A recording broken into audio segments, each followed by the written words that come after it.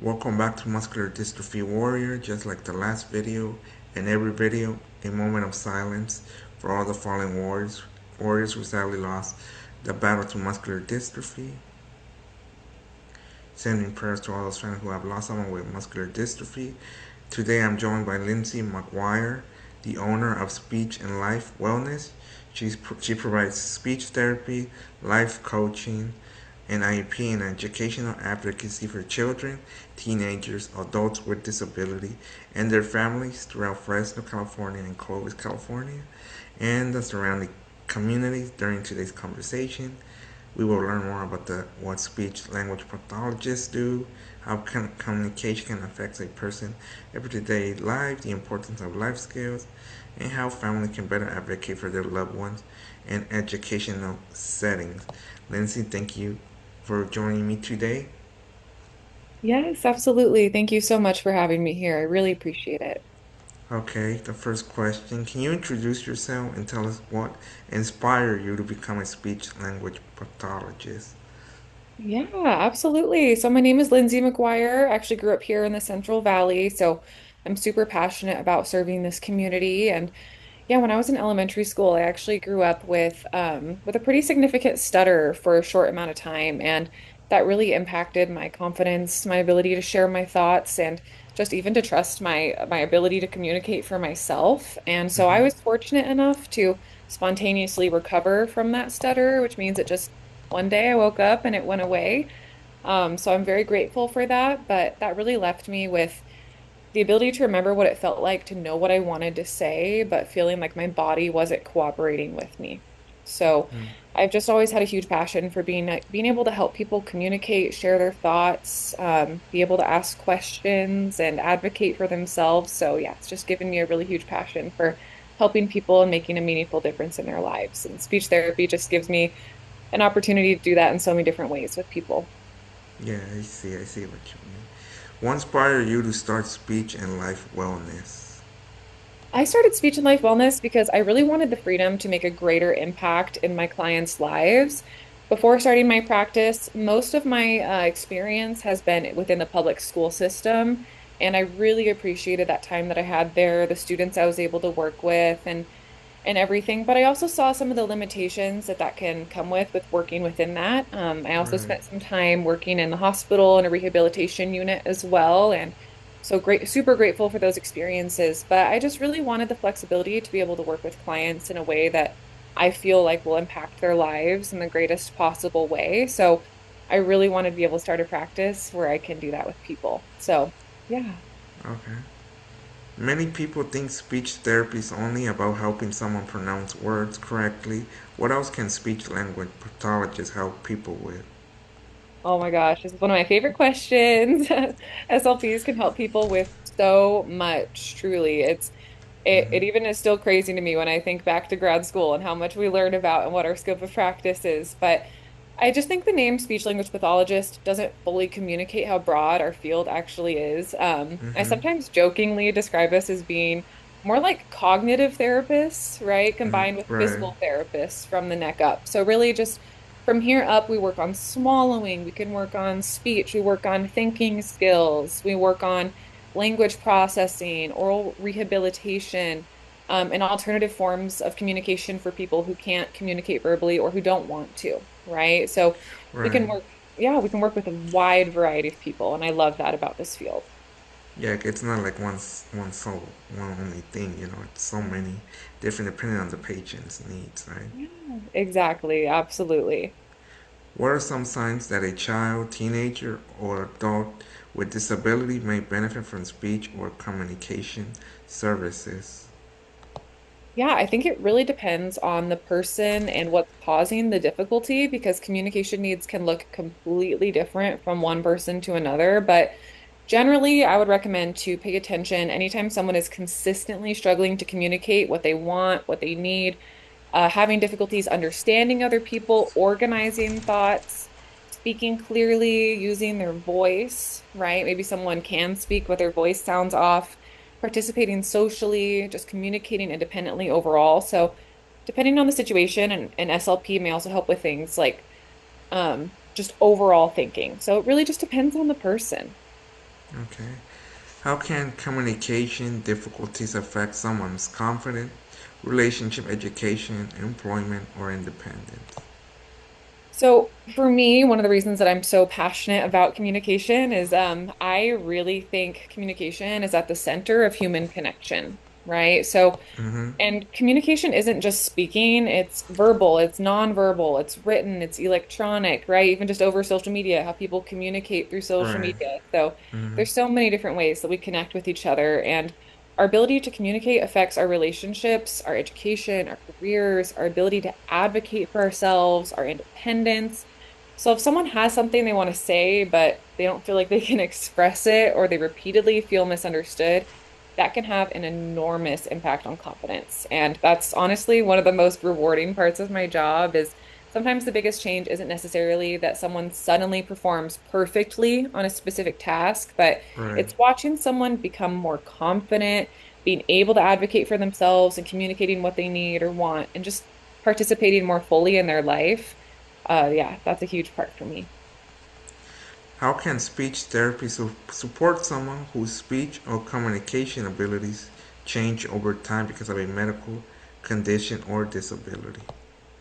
Yeah, so one of the biggest things we can do is adapt alongside that person. So if someone's abilities change because of a progressive condition, a neurological event, injury, or disability, their communication strategies, they may need to change too. So sometimes therapy is focused on rehabilitation and regaining those skills, but sometimes it's focused on maintaining those skills for as long as possible.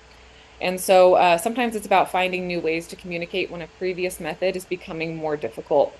We can also educate caregivers and family members so that communication doesn't become solely the responsible or the responsibility of the person experiencing the difficulty. We want to make sure that that support is in place. So the goal isn't always get someone back to exactly where they were. Sometimes the goal is more so how do we make communication as accessible, effective, and meaningful as possible right now for that client? Okay, I see, I see.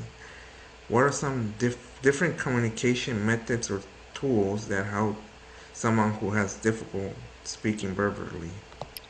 Yeah, especially with technology nowadays, there are truly so many options. And that's something I Mm-hmm. wish more people knew. Yeah, Communication, it doesn't require speech, right? Even like with our eyes, we communicate so much with just our body language and our eyes. But we also have so many different forms of AAC, augmentative and alternative communication. And that can include high-tech devices, like someone might, I've worked with clients who are nonverbal and they just use their yeah, phone to talk. So they type out a message, they push play and it'll communicate for them. But also, people can have low-tech devices too, where they just have like a printed out piece of paper and they can point to some things that are easy for them, or even just at a restaurant instead of having to say like, "Oh, I want this," you can just point to the menu, right? So right. communication can truly be so many different methods. Yeah, it's universal because there's so many options. Absolutely. What is life coaching and how is it different from traditional speech therapy? Oh, thank you for asking about that. So, yeah, this is where the life wellness part of speech and life wellness really comes in. Speech therapy is a healthcare service with specific clinical goals, right, related to communication, cognition, swallowing, and other areas within an SLP scope of practice. But life skills coaching is a lot different. It's not medical treatment, it's more about helping someone navigate everyday life and work towards personal goals. So that can involve things like organization, planning, building confidence, practicing social situations, improving routines, navigating relationships professionally or personally, or just overall developing greater independence and confidence. I just really believe that sometimes people don't necessarily need another clinical service. They sometimes just need somebody in their corner helping them figure out how to make life work better for them. Right. Why are independence and self advocacy important for people with disabilities even when they continue to need support from family members or caregivers? Yeah, well, I would say it's because independence doesn't have to mean doing everything by yourself, right? So Right. I think we sometimes mistakenly treat independence as needing zero help, when really it can mean having autonomy and being involved in decisions about your own life. So someone can need significant support and still have preferences, opinions, boundaries, and the right to communicate what they want and prefer. So self-advocacy gives people a way to say, this works for me, this doesn't work for me, I need help, or this is what I want. So I think support should help someone have greater access to their own life and not take their voice away. Yeah. For people who have never heard the term before, what is an IEP and who may qualify for one? Yeah, absolutely. So an IEP stands for Individualized Education Program. It's a legal document in a public education for eligible students with disabilities who would benefit from specialized education, right? As well as some other services that may help them access and benefit from their education. So the important word there is individualized, right? I mean, individualized education program. It's really about supporting that specific student and their particular needs. The document is really big.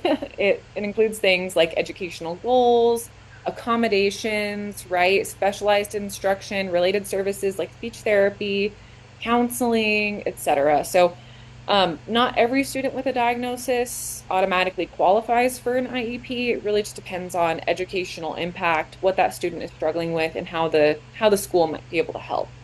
Right. What are some common mistakes or misunderstandings family experience during the IEP process? I think one of the biggest misunderstandings is that parents sometimes don't realize that they're such an important member of the IEP team. It can be really intimidating going into this meeting, whether it's virtual or in person. You're sitting in this meeting with teachers, administrators, specialists, psychologists, people who work within that system and on IEPs every day.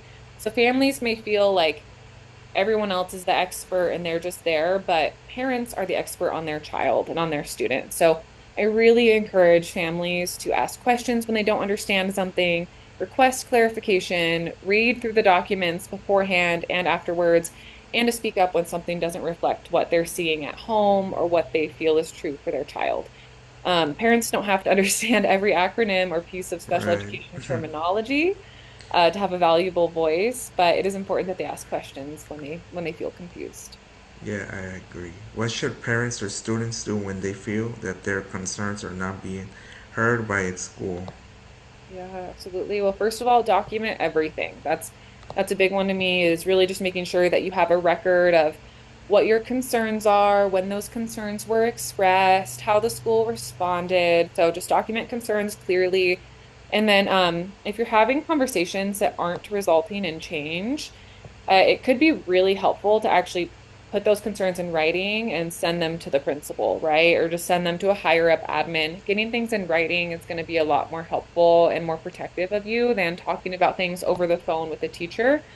I would also say ask questions as much as possible. Ask what data the team is using. Ask what options have been considered, and don't be afraid to say, I don't feel like my concern has been addressed yet. It's okay to communicate directly with schools because they're all very busy, and sometimes that direct communication can help get you to the outcome that you want to be at. Why is it important for children and teenagers with disabilities to be included in conversation about their own education and accommodations? Yes, absolutely. So this is something I'm really passionate about, especially coming from working in the high school setting for quite a while. I would say it's because it's their life, right? It's the student's life. Obviously, the level of involvement that student has is going to depend on their age and their abilities, but we should be helping children develop self-awareness and self-advocacy over time. So I think it's important for a student to be aware and be privy to their IEP, their diagnosis, their goals, because that can help them learn, right? And help them identify Right. what's good for them, what's not good for them, what they like, what they don't like. And then eventually, when those children become adults, those self-advocacy skills and self-understanding will be more improved rather than if they're left in the dark and they're like, why am I even doing speech therapy, right? That was a talk I had with a lot of my students is why are you here? What are your goals and what's the reasoning for this? So I think it's super important. Okay. What are some misconceptions people have about individuals with speech, language, or communication challenges? I would say one of the biggest is assuming that difficulty communicating means someone doesn't understand, but someone may understand far more than they're able to express verbally or that they want to express verbally. Another misconception is that verbal speech is inherently superior to other forms of communication. It isn't, right? It might be more common in society, but communication is communication. And I think sometimes we underestimate people because they communicate differently than we expect them to. But I think instead of asking, why can't this person communicate normally? I'd rather ask, what can we change to make communication more accessible for this person in society? What advice would you give to families who are unsure whether they should seek speech therapy, life skill coaching, or educational advocacy? Yeah, I would say just reach out and have a conversation. Honestly, you don't have to know exactly what service you need or want before reaching out. That's part of what professionals are here to help you figure out, right? And I personally Right. offer free consultations because sometimes someone will describe what's going on, and then I can say, yeah, that sounds super appropriate for speech therapy, or this sounds more like some life skills support, or even it sounds like your biggest concern is what's happening educationally. It really just depends. So, and even sometimes I might tell someone that it sounds like I'm not the right professional for what they need and then help point them in a better direction. So, I would say you don't have to have everything figured out before asking for help. And you don't have to have every question or answer ready. It's okay to just reach out and start that conversation. Okay. What is one thing you wish more people understood about communication and disability? I wish more people understood that communication is a human need, but it doesn't have to look the same for everybody. Being able to speak doesn't mean, or sorry, being unable to speak doesn't mean that someone has nothing to say. Communicating differently doesn't mean someone is less intelligent or less deserving of being included in conversations. And needing support doesn't eliminate someone's autonomy. I think when we stop trying to make everybody communicate or function in exactly the same way, that's when we can begin asking a much better question, which would be, what does this individual need in order to participate more meaningfully in their own life? So that's something I really want speech and life wellness to represent. Okay, final question. Where can people learn about more about speech and life wellness or contact you about your services? Yeah, so I think the easiest place would be through my website, which is speechandlife.com, where you can learn more about the services I offer and reach out for a consultation. I'm also active on Instagram and Facebook, where I share information about speech therapy, communication, life wellness, and hopefully make some of these topics feel a little more approachable. Plus, like I said before, I always encourage people to reach out. You don't have to know exactly what service you're looking for. I'm happy to hear what's going on, answer questions, and help determine what the next best steps might be. And especially with the different life wellness services I offer, you never know how I might be able to support. So feel free to Right. email, text, or call anytime. Okay, Lyndsie, thank you again for being a guest and sharing your knowledge with us. Communication, independence, and educational advocacy can have a major impact on a person's quality of life. I hope this conversation helps families better understand the support that may be available and reminds people with disability that their voices, needs, and goals deserve to be heard. Please make sure to support Lyndsie and learn more about speech and life wellness. I will include her information with this interview in the description. Thank you to everyone watching. Please remember to like, share, and subscribe to the channel for more conversation about disability, families, advocacy, healthcare, and personal experience. And like always, MD Warrior out. Until next time.